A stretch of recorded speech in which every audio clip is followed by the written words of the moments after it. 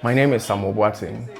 I'm a pianist and a PhD student in music at University of Pittsburgh.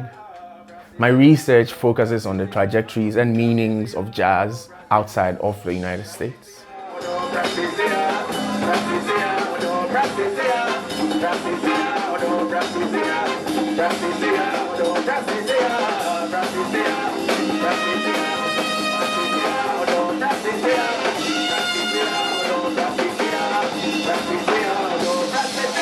The conversations and performances you are about to encounter are derived from over 4 years of ethnographic and archival research, focusing on what Ghanaian musicians mean when they talk about and perform jazz. You will also hear about how their lives, their careers, and their political ideas have been shaped by these meanings.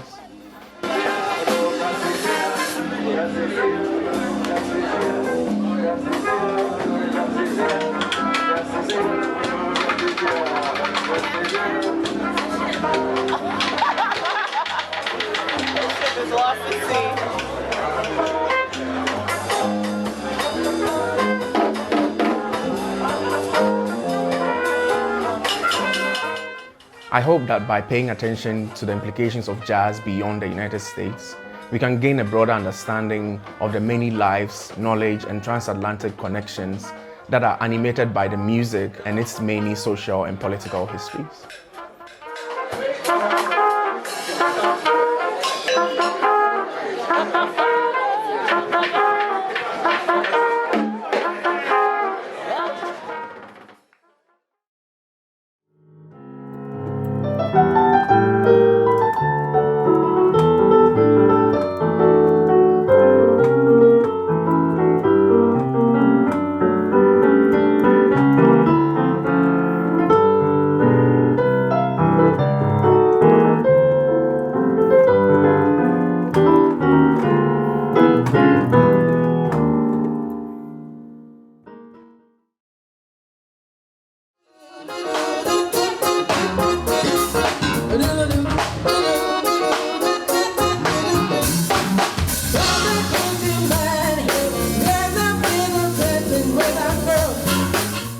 Some popular destinations to enjoy a night of live music and great food in Accra are the Plus 233 Jazz Bar and Grill, the Republic Bar, and Alliance Francaise.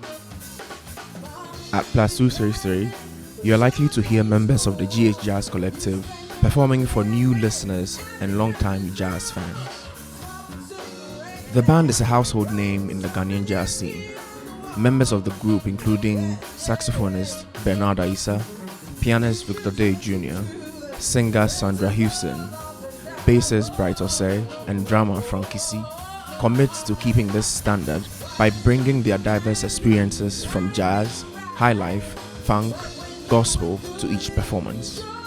I met up with the band at one of their rehearsals in the summer of 2019.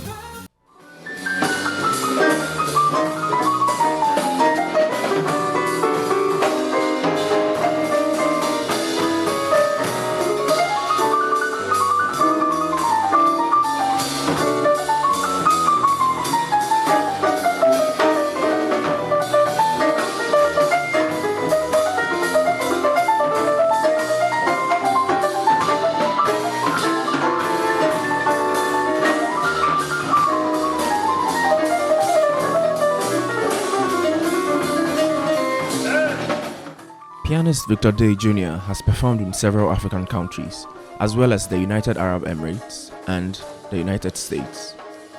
He graduated from the University of Ghana, where he studied English and French. While Victor is mostly self-taught, he received mentorship and training from the Berklee College of Music in his 20s.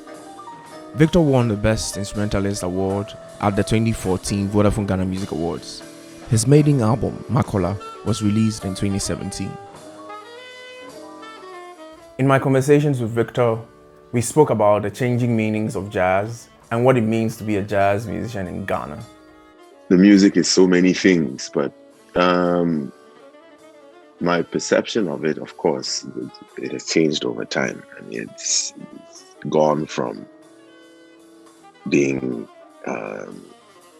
things from like Boateng in the 70s and 80s, with tracks like the Westchester Lady, Right, and Sign of the Times. It's gone from that to standards like Misty and Autumn Leaves, to On a Lease and the Giant Steps, to more modern territory, into fusions, jazz funk, jazz rock, and into my own things that combine whatever it is in that moment, be it high life or something 12/8 from the Volta region, or something groovy with some jazz harmonies and phrases. Yeah, so I guess it has evolved over the years, but in essence, the core essence of it hasn't really changed. You know, it's improvised, like quote unquote improvised music that is played at a relatively high level, that has a certain language, a certain vocabulary that is unmistakably recognizable. Yeah, I mean, it doesn't take a genius to hear somebody play 3 or 4 so what voicings in rapid succession for you to feel that there's some jazz coming through the door. In addition to improvisation, Victor mentions unpredictability and the freedom of choice as attributes that draw him to jazz. A very simple one to answer, but it speaks to me. It speaks to me because it's like a game of football and the English Premiership. You never know what's going to happen. Never. This is not to say, don't get me wrong, this is not to say that in other forms of music where the whole experience is predicated upon a text that is to be interpreted and delivered predictably to a certain level, that also has its joys. But for me, and I like that as well.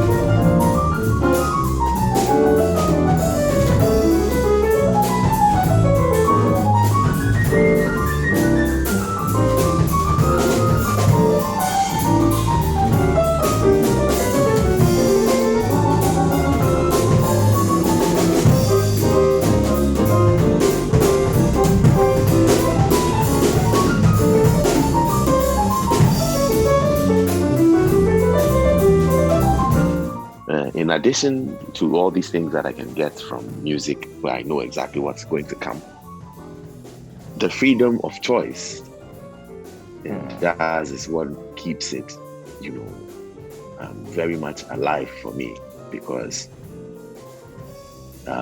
you can take, unless you've put yourself in the frame of mind where you are not entirely open to whatever is happening in that particular moment, you can do different takes on the same song, same hour.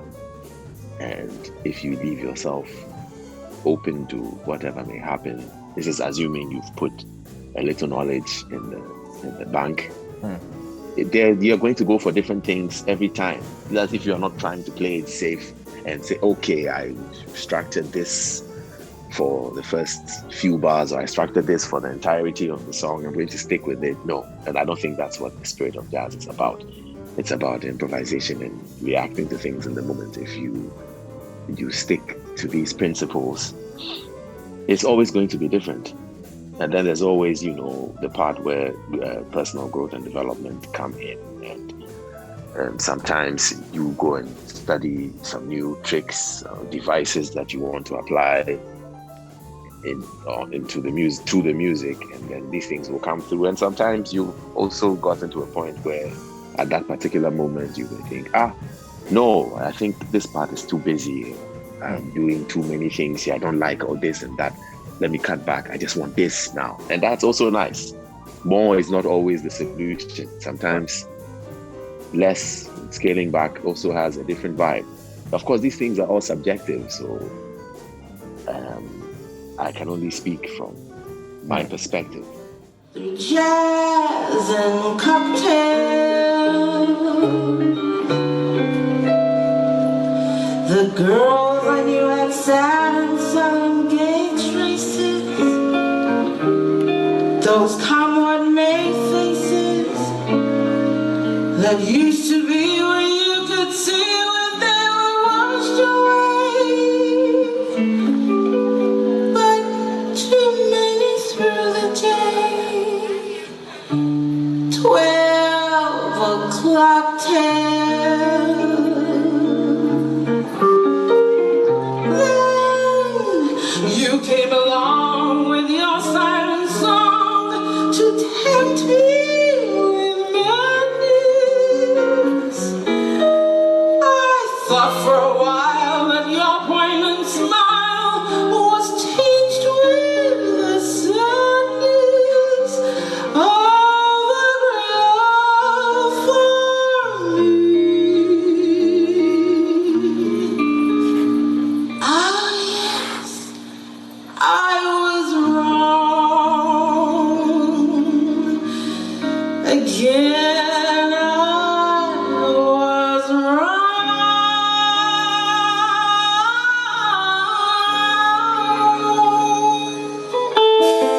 Life is lonely again, and only last year everything seemed so good. Now In 2007, Sandra Houston shot to public fame when she caught the nation's attention from being on the TV reality show Stars of the Future. She's a graduate from the Kwame Nkrumah University of Science and Technology, and in the last 10 years, she has become one of the leading voices of jazz in Ghana. And I didn't grow up being a Christian. I was an atheist when I was a child. I attended Ekankar. But yes, music was there. I found myself as an adult and I decided to become a Christian. Right. Jazz was a home. Jazz was a home because my dad was a jazz lover. And so we could be at home and, just go about doing your daily business, and Nat King Cole is in the background all day. Yeah, all day. Ella will be in the background all day. Right. What's his name?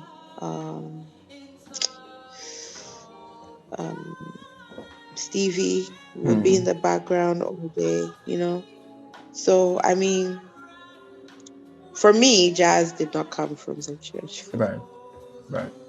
Yeah, jazz came from home. For Sandra, keeping jazz alive is being true to who you are in spite of public opinion. It is owning up to your own talents. It is being the best you can be.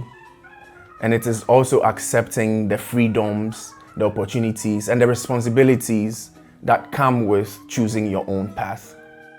The phrase or the slogan, keeping jazz alive, just simply means for me that you're staying true to who you are.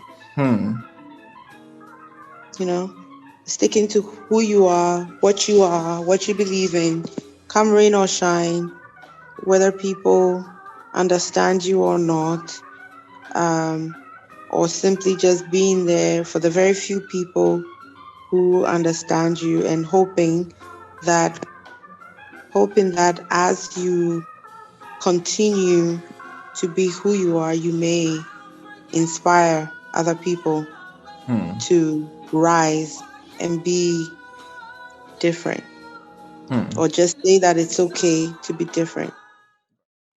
While jazz is deeply associated with creative freedoms and self-expression, some musicians suggest that it can be as freeing as it is limiting.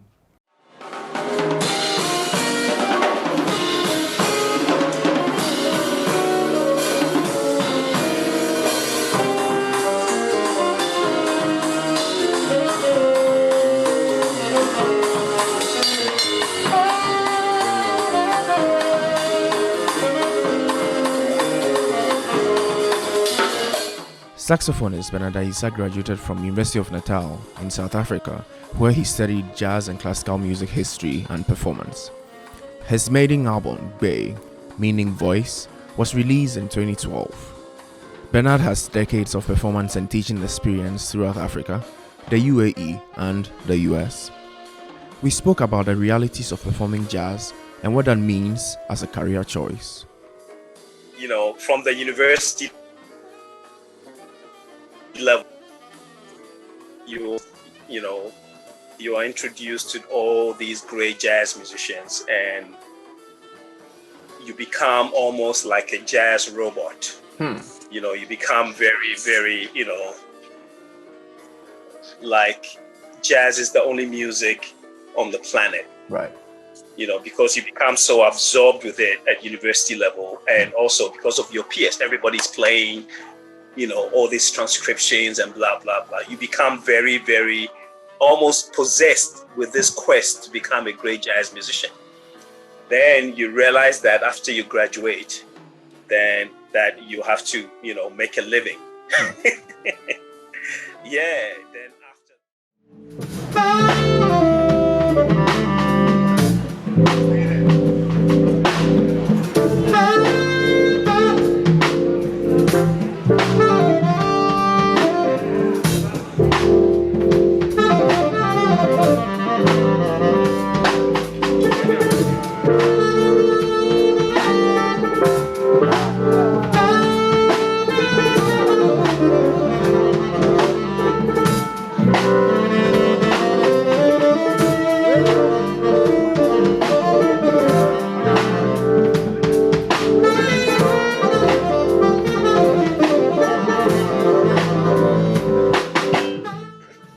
Then I got a gig to go to Dubai when I was in Joburg.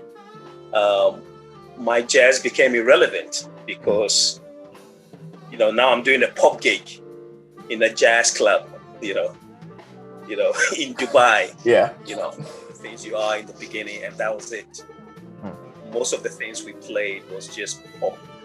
And if I had just a little slot to improvise, I became quite excited, that I can improvise again, But then after 10 years of doing that, it changed my whole jazz, that as a musician,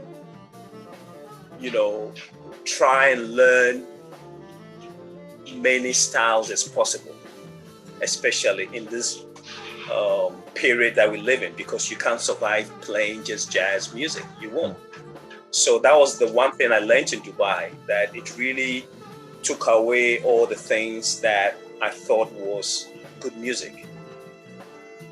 You know what I mean? Like my whole university experience was totally canceled out, because here you are, you're coming to do a pop gig and you're coming to play your jazz licks. It doesn't work, So now I had to learn that new environment, what music was. I had to sort of throw away my whole jazz cap thinking and learn how to play music.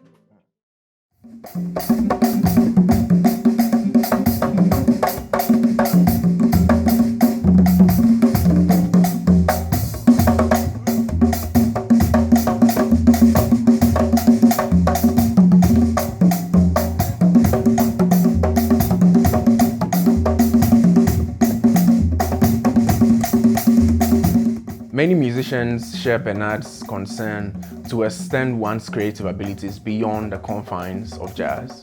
Ghanaian Finnish saxophonist, vocalist, and bandleader Jimmy Beckley suggests that we can achieve this extension by incorporating the indigenous rhythms and styles of Ghanaian music into jazz.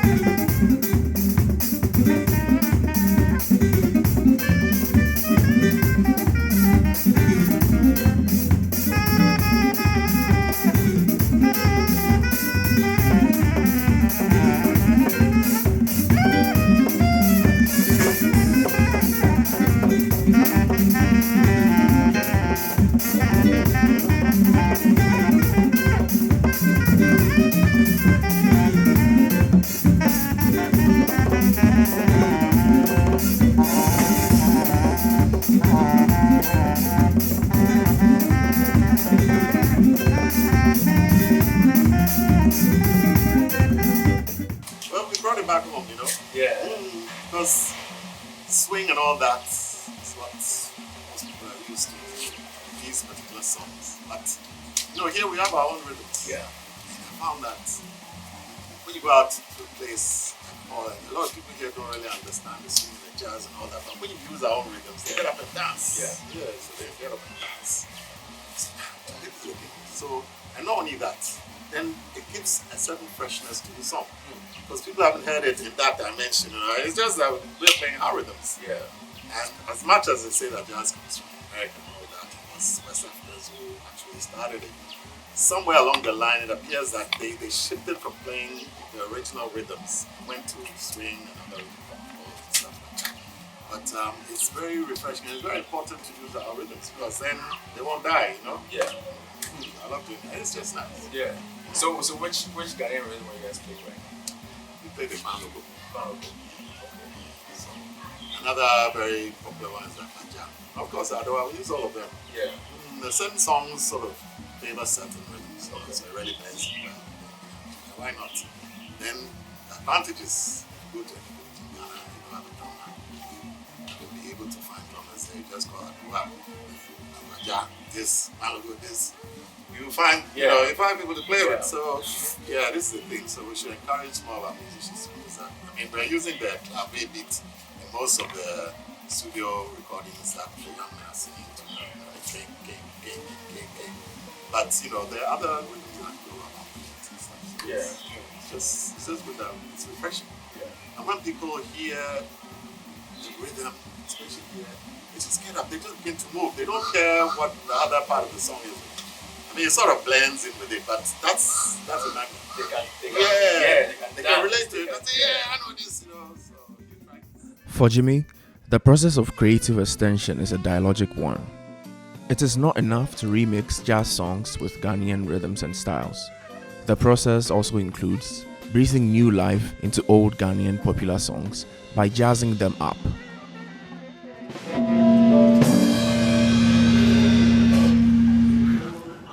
Some highlight or something. Should we do all for you? Swing it.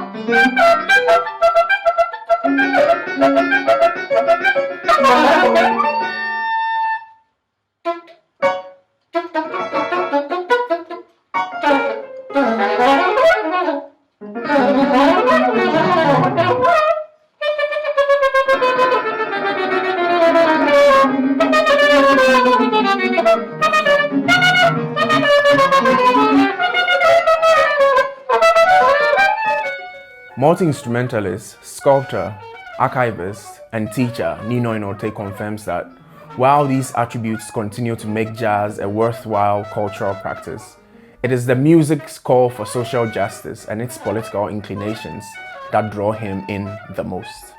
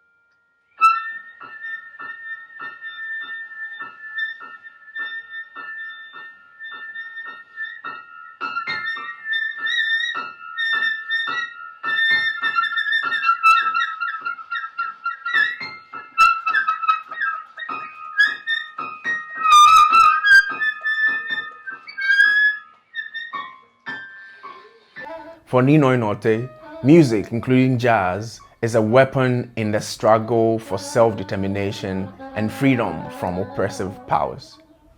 I think you know my name. Yes. Yes, Ninoy Norte. As to how I got into the music, because purely by chance, I wasn't a cut out musician. I wasn't. Then because of our living, one chance to music as a more potent force for revolution. Okay. So then I became a musician. Yeah. But then being a musician without a bandsman mentality, you become something else. You are neither a musician or a bandsman. You're hovering between the intellectual and the activist. The music is a weapon that we use to define the essence of our struggle. So that I became a musician. Through the influence of jazz as a music form, African experience in the diaspora, the resilience of it, is potential in redefining the African essence. So I was influenced by that one too. That the politics around history. And it made music even more of a relevant thing to be part of, just strictly a category of economist or photographer or politician. It's a viable entity by itself. Can capture the essence of our struggle. According to Ninoy, he developed an interest in culture and political activism while living in the UK as a student in the 1970s. That is where he began to encounter the music of Ornette Coleman, John Coltrane, and Sun Ra. Well, my first interest in being a musician was to acquire the skills as a saxophone player.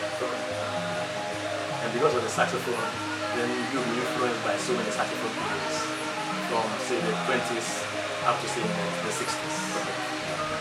So, going into that music material, you chance on the music of the 20s, the saxophones of that time, the music of the 30s, the saxophones of that time, the music of the 40s, the saxophones of that time, 50s, 60s, like this. And this happened to principally African American, artists who were defining, the essence of those instruments, redefining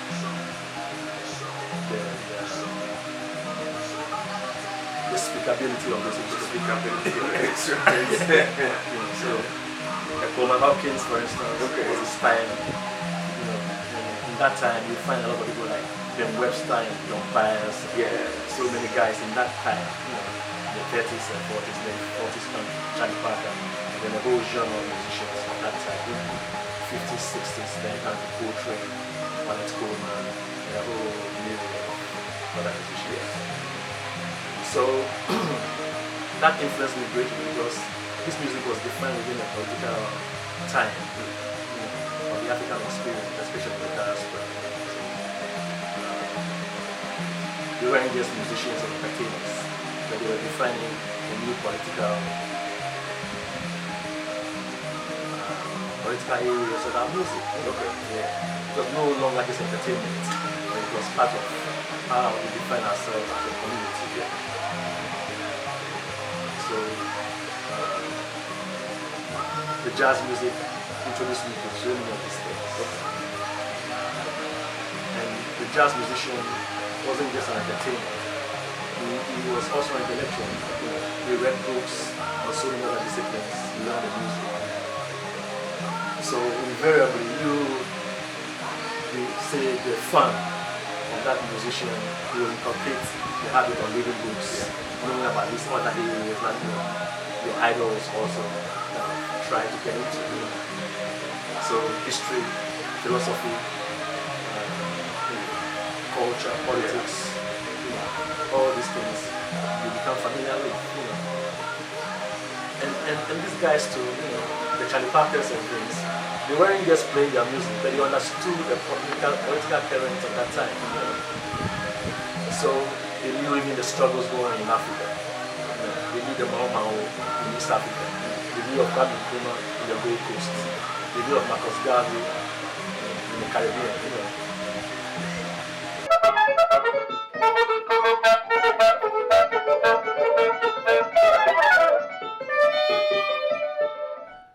The free jazz and avant-garde movements that developed from the late 1950s in the US deeply influenced Ninoy's musical practice. The freedom associated with free jazz has inspired Ninoy to seek new sounds and voices that can accurately express and push the bounds of his creativity. The club defines itself like that. Then you who came into the music as a cultural artist is displaced. Because you're not really an entertainer. You don't go out on Fridays to play beautiful things or go to club. You've been defined by the whole thing. So you rather play in a community center where you have a chance to influence and define the direction of that music. Whereas when you go into the mainstream jazz club, then they have their prerogatives and priorities. Your creativity is not what they require. They want more relaxed music, no intense, screaming. Yeah, you can drink and stuff. The problem also manifested itself also in America. So it wasn't just here in Ghana or Nigeria. Rethinking the role of community music and pushing the limits of traditionally accepted musical sounds are part of the reasons why Nino Inote invented the Afriphones. These horns are novel instruments that combine parts of African, Asian, and Western European instruments with metal and plastic pipes as well as other household and industrial items. The horns are played with saxophone and clarinet mouthpieces and allow Ninoy to play melodies and scales beyond the Western tuning system. And I saw this section of the instrument lying on the wet grounds, So I took it home and had it perforated. Wow. And then put my saxophone mouthpiece on it. I said, that thing sounds good. And then slowly started developing the bell area. It took a long time to get to this section.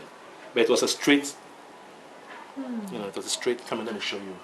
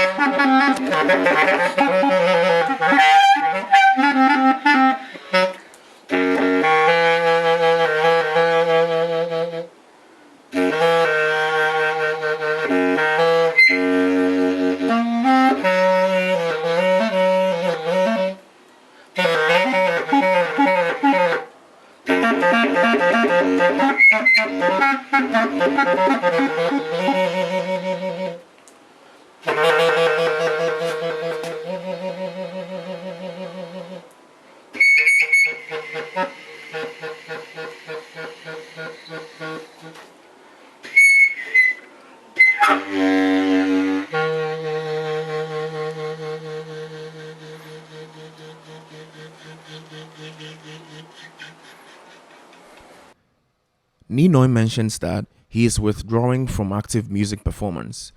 His main focus now is developing sustainable archiving projects that will document his own musical collaborations and travels, as well as the broader cultural history of Ghanaian and African diasporic connections. For now, what influences me really is the need to document things. So each phase of my own development is documented. Right from the 70s, I've documented things in one way or the other.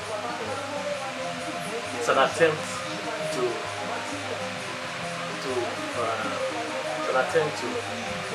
say sustain those efforts over the years. But if it's a personal effort, it's not sustainable. You may be doing it all on your own, and you do everything, but you are only one, and there's no institution behind you to steer everything. So when you pass, it's gone. But there's a real need for us to institutionalize these things, where we can memorize. Without documentation, we really don't memorize the history enough to tell anybody what happened before, what's likely to happen. So documentation has been very important. And documentation comes in so many ways, photographs and art, music, those kind of things. It's not just writing for the sake of it, they're writing things to influence subsequent generations. So documentation, for me, documentation has been very principal. One of the ways to sustain it. Okay. And also, in documentation, you have to acknowledge also the artists that you cooperate and work with. They may be individuals, but they also represent collectives. So you work with artists, you work with photographers, you work with poets, you work with people who like the music. You work for everybody. You define that music.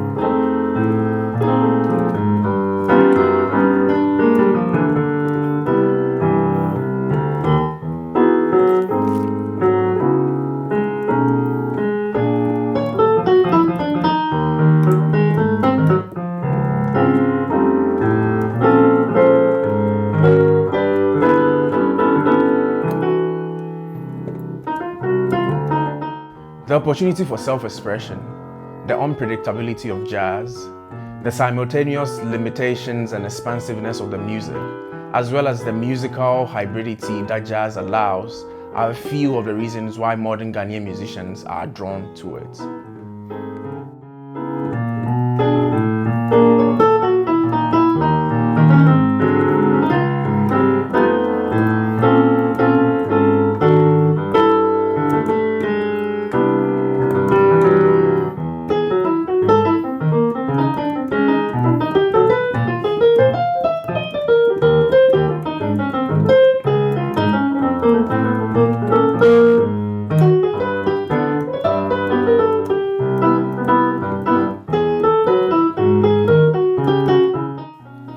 Even though that is a beautiful way of creating cultural connection, there are people who also suggest that in borrowing so much from jazz or hip hop or reggae even, Africans are losing their culture.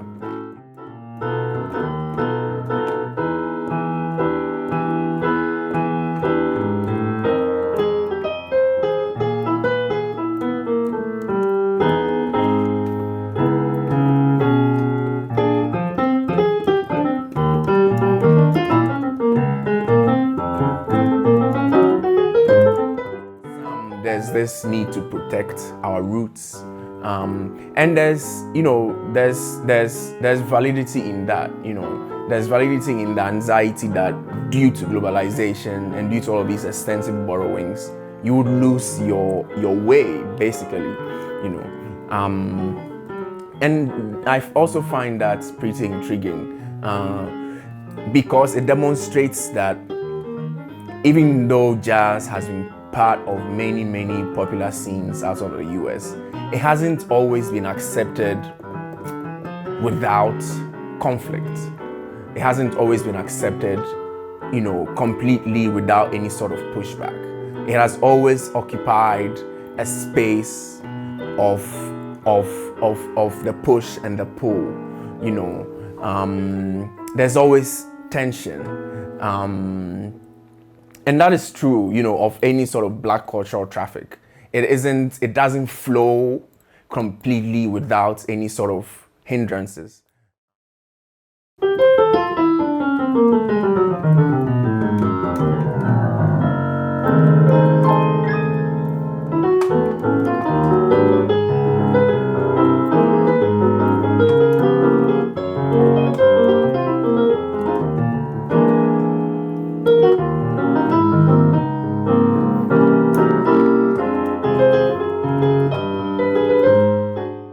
And so I find it intriguing. I think there are more questions to be asked about that. What do we do now in the face of trying to protect roots, but also trying to extend ourselves beyond our borders? What is that conversation? Where does identity lie? And it is great that jazz gives us the opportunity to have this discussion, because right from the onset of the music, it had multiple identities. There were African Americans playing, there were musicians from South America, there were musicians from Europe, musicians from Africa, there are Indian musicians. African American musicians have traveled to India to learn their tradition and apply it to jazz. Take a look at Alice Coltrane, for instance. So right from its beginning, the music has had multiple identities. It's had multiple belongings and affinities to different social groups.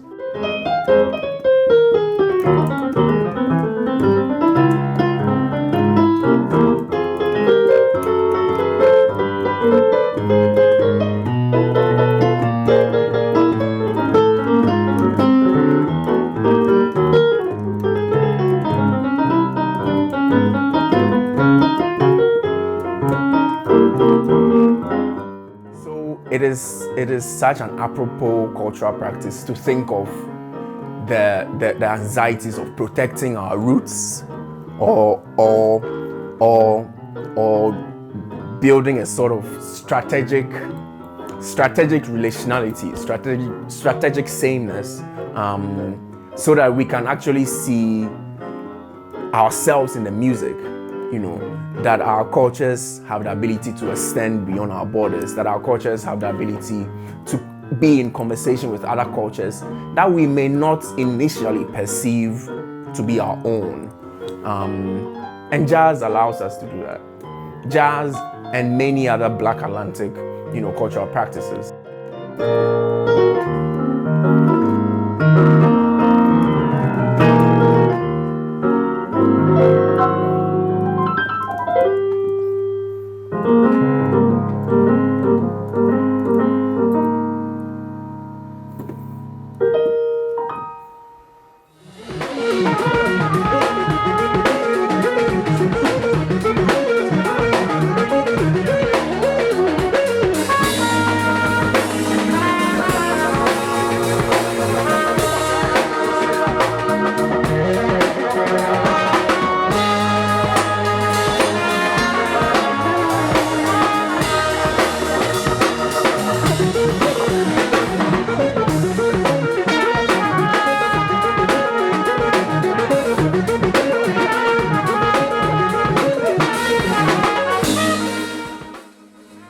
Jazz for me is also about history. It is a way of thinking about African history as diasporic history. Because outside of the idea of the Middle Passage, Africans continued to influence jazz right from the early 20th century. There were musicians playing the music in the UK. There were musicians playing the music in the US. Pretty early too, pretty early too in the 20th century. And all of these stories have fallen, through the cracks. So for me, looking at jazz is also a way to look at Africa's transnational history through music. So it isn't necessarily just the playing of the music or the learning of the music, but what discourse, what possibilities of knowing does paying attention to the music give us? That is my real concern with jazz.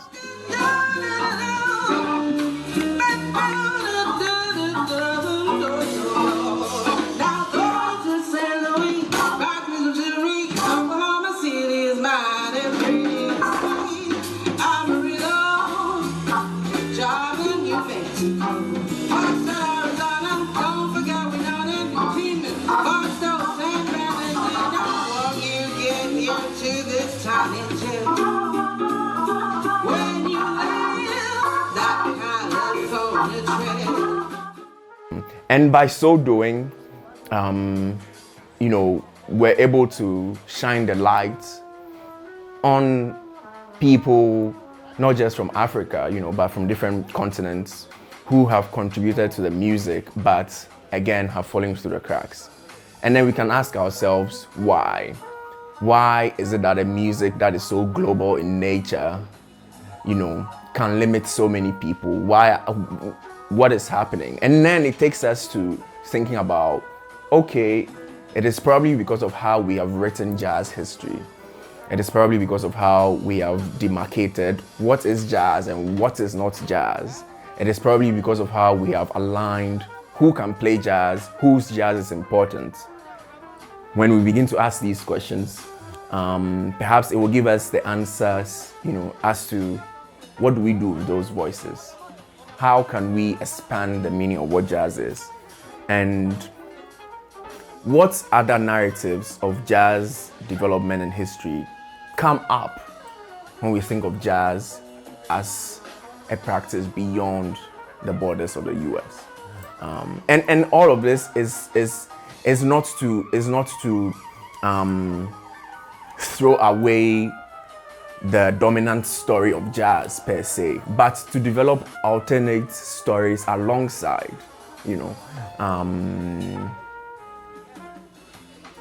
as a musical practice, as a cultural practice, it seems to me like the more the merrier. The more people are able to relate to it, the more people are able to experience it, the more people are able to let others experience with them. It broadens the meaning of what jazz can do. And that is what we're all here to do, as music scholars and as cultural scholars. To see the power in that culture, the power in that music, to bring us together, to allow us to share our own histories with each other. And in the end, push us beyond what we think we are and we can do. And jazz means all of these things and beyond that for me.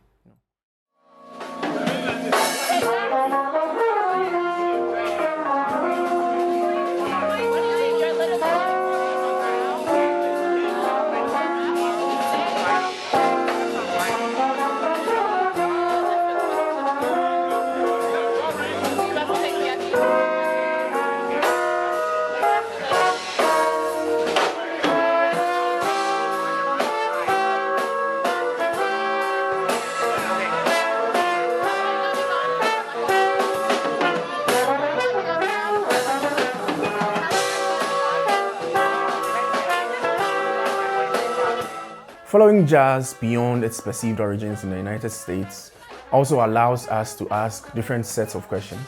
For instance, how do we account for the missing voices in global jazz histories? What modes of meaning and kinds of musical practices are made bare when we think of jazz as a transnational genre? And also, what does the music hold for us in the future?